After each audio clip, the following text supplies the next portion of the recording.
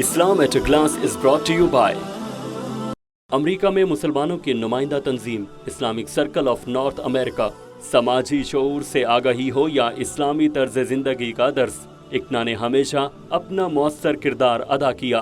Car खैर में हमारा साथ दीजिए। फ़ोन 718-658-1199।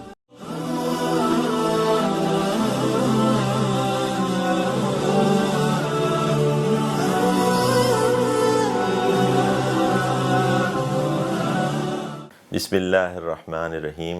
अस्सलामु अलैकुम वरहमतुल्लाहि वबरकातुह। अल्हम्दुलिल्लाहि अहदा वस्सलातु वस्सलामु अला नबिय्य बअदा। The topic for today is Islam and the responsibilities of social contract and citizenship. So let's look at social contract first. What does it mean? Social contract has two parts to it mainly. One is related to the morals and moral values of a society, and the other one is related to the legal part of it that defines all the legal system, the constitution, and all that. So for the moral part of it, you don't sign any document. You are just, by living in a particular society, you agree to the norms of that society, moral norms of that society. And then the other one is it comes under the Citizenship Act and all the legalities of various businesses that you do in a particular area or particular country. So altogether, it is called a social contract. So citizenship, it's also a part of it. Now, in Islam or for Muslims, all the contracts, whether it's legal, whether it's moral, whether it is you sign it or you don't sign it, all the contracts come under a master contract.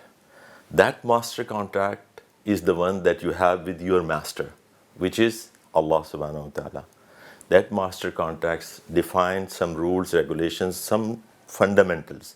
So all the contracts that we do in our life, whether it is a marriage contract or a commercial contract, or anything, or as I said, even the morality, it has to conform with what Allah has defined as the basis, as the fundamentals. So we have to follow that rule as Muslims. And in that fundamentals is one key thing which I want to pick over here for discussion, for the sake of discussion today. In one of the ayahs says, وَلْتَكُمْ مِنْكُمْ أُمَّةٌ يَهْدُونَ إِلَى الْخَيْرِ يَدْعُونَ إِلَى الْخَيْرِ يأمرون بالمعروف وينهون عن المنكر وتأمرون بالمعروف وتنهون عن المنكر وتؤمنون بالله. So in that phrase that says Amr bil Maruf wa Nahi anil Munkar. So you enjoin the good and forbid the evil. So this is part of that contract that I mentioned to you that we have with our master, and we call it a master contract. There are some other things also, but we will take it to discuss our topic and understand what are the obligations due to this particular fundamental norm that we have in Islam.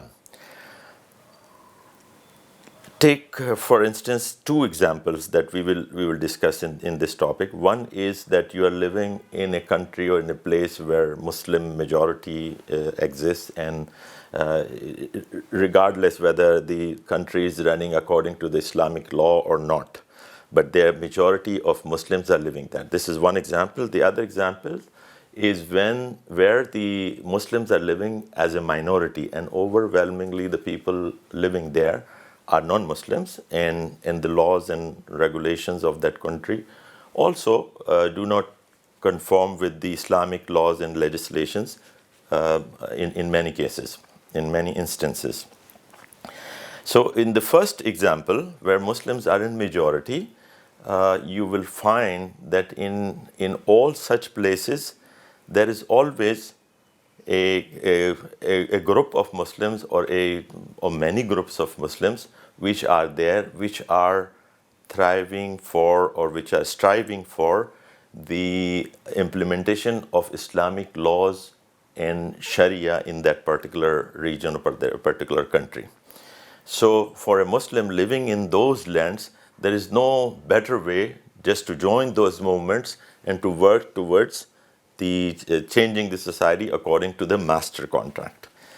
But in other societies where Muslims live in minority, remember Allah says, "La yukallifullahu nafsan illa wus'aha." Allah do not put on you the burden that you cannot sustain. So you are not required in those countries to do exactly what you are required to do in the Muslim countries. And within those non-Muslim environment, there are multiple of scenarios. So I will just mention to you a few. For example, Muslim minorities live in India and in China as compared to the Muslim minorities living in the Western countries. There's big differences. For example, in these countries which I mentioned, India and China, the Muslim minorities are huge in number. Big number of Muslims live there, and they are more than the population of many Muslim countries. And also, these two communities, Muslim communities, are very old. They are there, they established almost at the time when Prophet ﷺ was even alive. So we find the masajid in China and in India from the times when Prophet ﷺ was alive. So it is so deep-rooted societies and communities are present there, and a big number. So the way they react with those societies is completely different, and it has to be different because they are very established, very big societies, and they have their, some of them, for example, in India, there are personal law of Muslims that is being followed. Yes, there are some debates and some struggle always goes on with respect to the legislations and all that, and new things that are coming up. But that is how this particular community behaves and lives. In China, unfortunately, the personal law is not available, but there also the roots of Muslims are very deep, and they are in that society everywhere, all over China. And in case of the Western countries where the Muslim minorities are relatively newer, it's like a developing in the development stage where the communities are developing. For example, if you look at United States in 70s and 80s and even 90s, there was the time when they established the schools for the Muslim children, and then afterwards there were, in the next 10 or 20 years, they came up with other institutions, some research institutions, some financial institutions, and all that. So this community is developing and forming. And in that particular situation, the requirement of the community of the social contract is different than the other places, either the Muslim countries or where the old and established communities are living. So what are the rules that one should follow over there? Here, we would like to look at a concept which is a very important concept in Islam, which is about the hijrah or migration. And I will try to relate these two things in the end of my talk. The concept of hijrah is that one is supposed to leave a place where one cannot practice his religion or his deen, Islam. And it is very difficult to do that. And based on how much difficult it is and how much he has in his, he is capable of moving out of that place, that will define how much necessary it is to move out of that place. So that is a very important point. So this hadith which talks about hijrah, which says that فَمَنْ هِجْرَتُهُ إِلَى اللَّهِ وَرَسُولِهِ فَهِجْرَتُهُ إِلَى اللَّهِ وَرَسُولِهِ. Whoever has migrated towards Allah and His Rasul is actually migrated, is the one who migrated towards Allah and His Rasul. And further in that hadith it says that the one who migrates for the sake of dunya, his hijrah is for that sake. So it is not acceptable, it's not rewarded by Allah. So although this is how it is explained, but it says that the hijrah, it is possible to make hijrah for other reasons, for dunya even, but it will not have the reward of that hijrah which is actually for saving your deen. So these are the two different scenarios what you should keep in mind. So the people who migrated to places in Europe, Western Europe and America and other places, majority of them migrated for the sake of dunya. Some of them went for seeking good work, making some money, living a good life, which is available over there. In many Islamic countries, the situation is not so good. Some may have gone there for the sake of getting some good education and all that. So all these things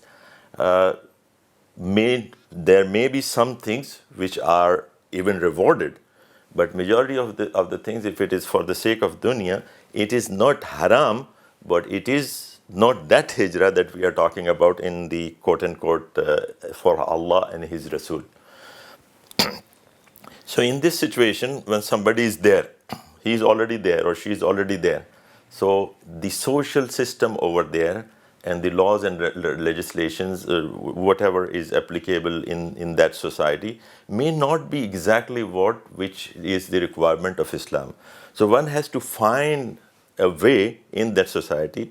The scholars of that area, the people of that area living there, they have to find a way that they don't want to leave the norms of the fundamentals of the master contract that I mentioned to you, and that also has Amr bil Maruf and Nahi Anil Munkar as part of it, very important part of it. So how do we do Amr bil Maruf and Nahi Anil Munkar in that society? Of course, the best way, if there is something bad happening in front of you, it says that you remove it by your hand, but it is not possible over there. Or the other way is to raise your voice against something wrong which is happening. And the third thing is to feel bad in your heart. So that is the weakest stage of Iman. So for any Muslim, if things are not happening according to what Allah has explained in His Deen, then at least he should feel bad in his heart. And moreover, in these Western societies, this is good that they have a kind of a freedom for you to at least speak out. Nobody stops you from speaking against the evil. So you are required to speak against the bad things that are happening and also to support the good things that are happening over there. So that part is the third thing that you should change it with your hand. That is not even in many Muslim countries even available today, because as we said that in many Muslim countries we lack the actual Islamic system, but there is a struggle going on. The people are striving towards establishing that system. But in those countries, the social contract has to be followed with the spirit of obeying Allah and finding your ways. Allah will be merciful for the people who will strive to find the ways, and there may be some deficiencies in them, but they will get the reward for the niyyah. Because this hadith which I just mentioned to you about hijrah, it starts with that famous phrase, innamal amalu bin niyyat. This is in the same hadith. It starts like that. So it's on your niyyah that if your niyyah is good, you will definitely strive to find a way to obey the master, to make all your contracts, whether social contracts or your citizenship contract, under the master contract. So if that is the attitude, and if that is the attitude of our scholars over there, especially the scholars, there is a term called fiqh al-aqaliyya. That means the fiqh of the minorities, which is not going to be same as the fiqh of the majorities. Because fiqh of aqaliyya has some other requirements that mostly the scholars and the people living in those areas will understand. And the people who are not living in those areas and living in, for example, Muslim majority countries, they will not be able to comprehend what they are going through. So it should not be the attitude of the people who are living outside or who are living in the Islamic world to criticize or look at them, look down at them, that they are not following certain things, because it is not in their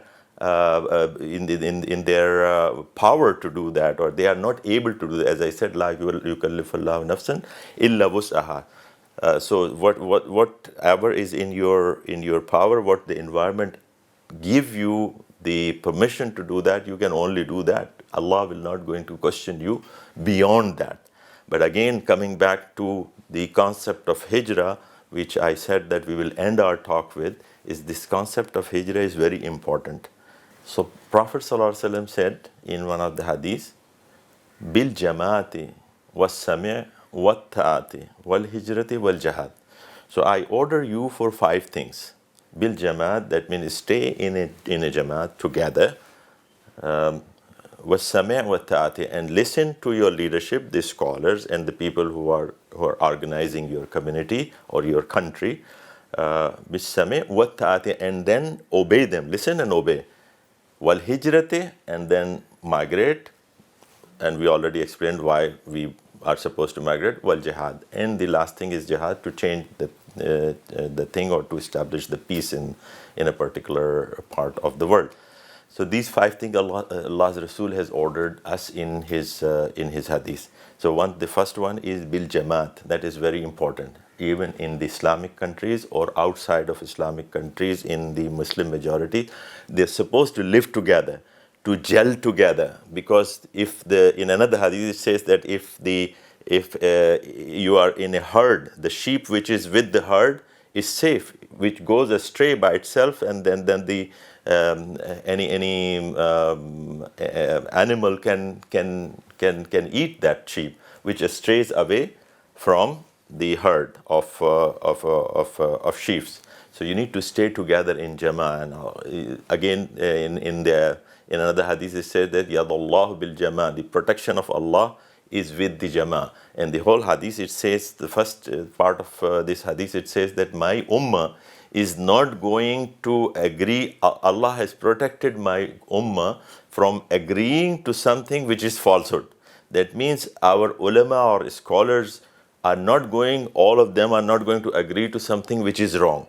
So the maruf and the good things of the society in where the Muslim majority people are living are going to stay according to what Islam says. It doesn't matter if the law and the legal system is not according to that, but the scholars of the ummah are never going to agree on something which is wrong. They will continue to struggle to establish the system which is according to the fundamentals of Islam, right? So this is the Islamic countries, but in the other places where Muslim minorities are living, maybe the maruf.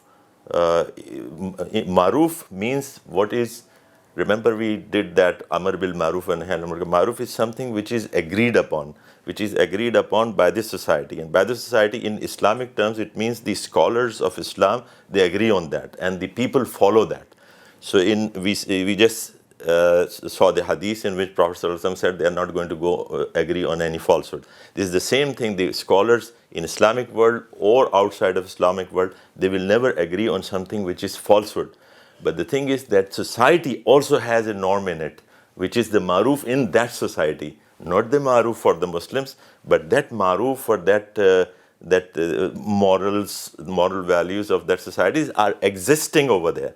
So that you don't have to be in a confrontational mode, but you have to find your way in a manner that the confrontation doesn't happen and you still are able to save your iman and you are able to work according to the master contract. But if it is not possible in any particular circumstances, then hijrah. That means you have to migrate from that place.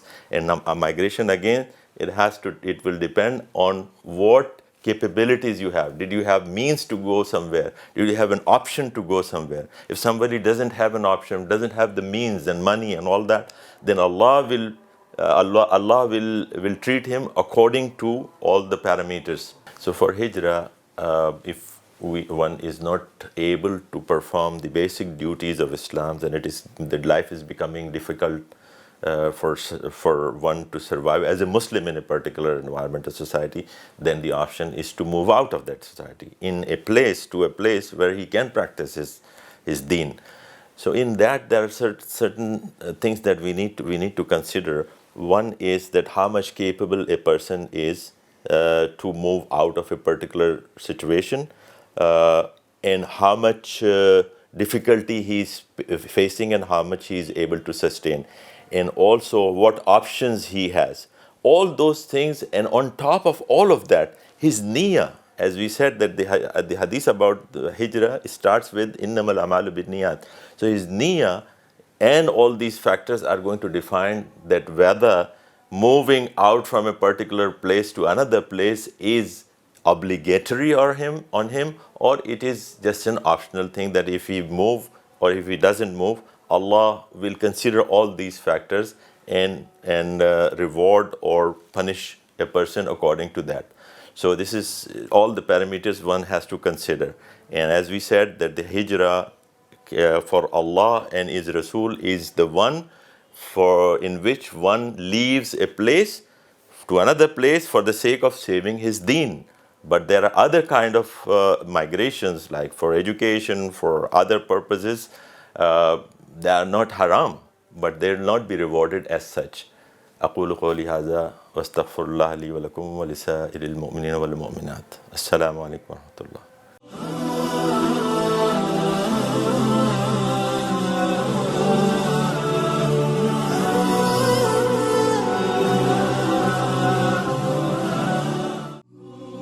Islam at a glance was brought to you by. America में मुसलमानों की नुमाइंदा तंजीम Islamic circle of North America समाजी शऊर से आगाही हो या इस्लामी तर्ज जिंदगी का दर्स, इक्ना ने हमेशा अपना मौसर किरदार अदा किया। कार खैर में हमारा साथ दीजिए। फ़ोन 718-658-1199।